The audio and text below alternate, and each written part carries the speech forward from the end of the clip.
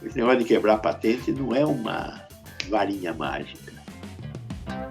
Olá, estamos aqui de novo e hoje com um assunto bem complicado. Um assunto que popularmente é chamado de quebra de patente.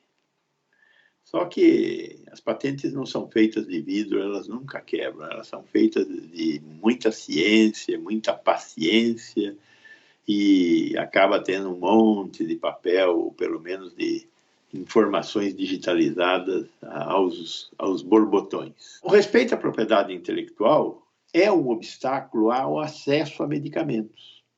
Agora que nós estamos no meio dessa pandemia, nós precisamos de mais vacina. Como é que faz para ter mais vacina? Vamos quebrar a patente e vamos produzir vacina. Legal? Não. No mundo inteiro, esses negócios existem. O Brasil é pioneiro nesse negócio de respeitar a patente. Dom Pedro II gostava de patente. Já nos anos 1800, ele falava no respeito à propriedade intelectual de patente. Sem patente, acreditam que nós teríamos uma redução muito grande da atividade inventiva. Eu não acho, mas teríamos uma diminuição muito grande da atividade inventiva. O fato é que, hoje em dia, nesse arranjo complexo que o mundo tem, nós temos que comercializar com outros países. Nós não produzimos tudo que nós precisamos no Brasil. E algumas coisas nós produzimos a mais, como, por exemplo, soja, como, por exemplo, ferro. Né? Precisamos vender. Tem acordos mundiais para permitir que o comércio mundial tenha um conjunto de regras que proteja os comerciantes, né? Ninguém dê rasteira um no outro, esse tipo de coisa. Entre países, portanto, não entre empresas, porque as empresas aqui, nós temos lá a lei de falência, a lei disso, a lei daquilo, a empresa, você não pode passar um cheque sem fundo, tem regras para a gente comprar e vender coisas em qualquer sociedade, e aí tem regras no comércio entre países. O órgão que toma conta dessas regras é a Organização Mundial do Comércio. E tem um conjunto de regras da OMC que é chamado de TRIP. É um tratado, TRIP é uma sigla em inglês, TRIPP, né? É uma sigla que fala das regras. No acordo TRIP, está escrito lá que quem quiser fazer parte da OMC, tem que respeitar o acordo TRIPS. Se não respeitar o acordo TRIPS, não vai ser aceito na comunidade internacional para fazer comércio. Para estar na OMC, tem que respeitar o acordo TRIPS. Para estar no acordo TRIPS, tem que respeitar a propriedade intelectual de patentes. Licenciamento compulsório de patentes. Então, quebrar patente é igual a licenciamento compulsório de patente. A patente permite que só quem é dono da patente possa produzir aquele produto. As patentes são válidas por 20 anos. Após os 20 anos, o mundo inteiro pode copiar. Cai a patente. Os medicamentos genéricos são medicamentos cuja patente já venceu. E aí, quem quiser copiar, copia e vende por um preço mais barato que o preço original daquele medicamento. Na lei brasileira, exige 35% de desconto, pelo menos, para ser chamado de genérico. A ditadura resolveu abolir patente de medicamentos. Então, patente de medicamento de 64 até 96 deixou de existir. Porque os militares queriam fazer com que o Brasil fosse autossuficiente em tudo, inclusive em medicamentos. E aí aboliram as patentes. Qual foi o resultado disso? Nada.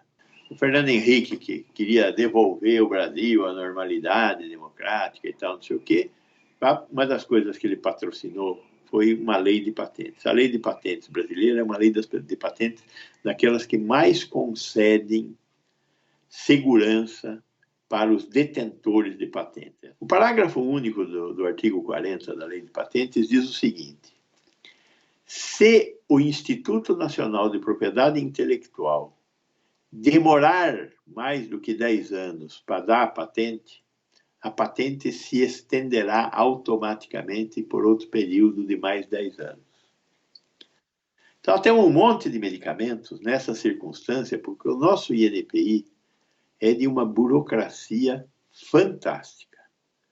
Então, ele tem uma fila de mais de 10 mil produtos farmacêuticos para analisar a patente. Ele não consegue fazer isso. Quando nós voltamos a respeitar patentes, que foi a partir de 96, quando entra em vigor a lei de patentes, uma das coisas que nós tivemos que fazer foi uma alteração na lei, dizendo que a Anvisa vai ser coautora das patentes, porque não dá para confiar no INPI. Às vezes o INPI dá a patente para um produto que não deveria ter patente.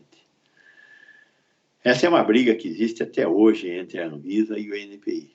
Mas a Anvisa tem um escritório dentro do INPI, no Rio de Janeiro, para fazer a reanálise das patentes que o INPI tenta registrar. No mundo inteiro, o que tem são INPIs que funcionam e atrasam.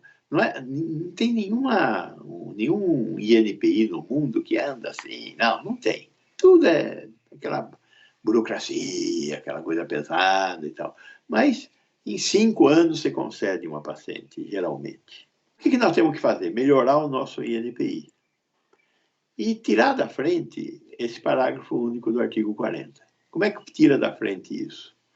Tem uma ação no Supremo Tribunal Federal buscando a inconstitucionalidade desta regra jurídica e tem um projeto de lei no Congresso Nacional, de autoria do ex-ministro José Serra. O Rogério Carvalho que é o relator do projeto de lei. Tem 2 jeitos de você produzir um medicamento que é protegido por patente. O fabricante te autoriza a fabricar e ele transfere o conhecimento.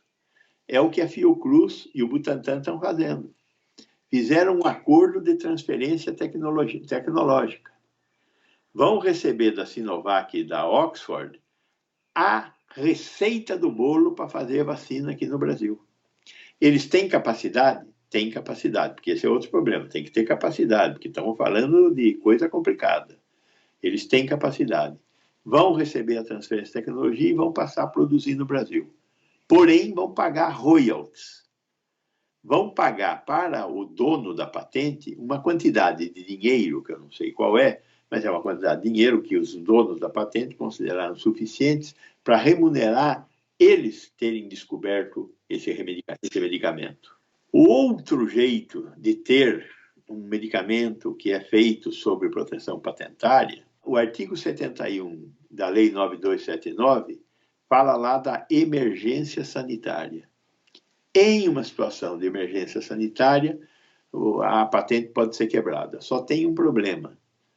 A detentora da patente não vai entregar o conhecimento para você fazer. E aí qual é a saída?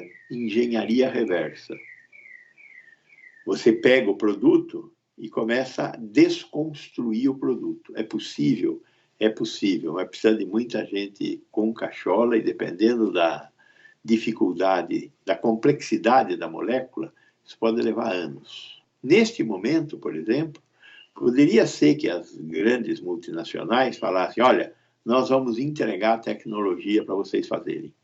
Só que aonde existem institutos Butantan? Na Nigéria tem um Instituto Butantan, na África do Sul tem um Instituto Butantan, não tem. Na Argentina é capaz que tenha um Instituto Butantan. No Chile não tem. Na Colômbia não tem. Então, não é quebrar a patente, tem que ser capaz de realizar a cópia. A ideia, portanto, é demonstrar que este negócio de patentes é um buraco um pouco mais embaixo do que nós imaginamos. Tem coisas legais complexas e, mais complexo ainda, tem um negócio chamado diplomacia. Coisa que o Brasil está fraco nesse momento. É isso aí, minha gente. Espero que vocês tenham entendido. Qualquer dúvida, pergunte e eu tentarei esclarecer. Um abraço.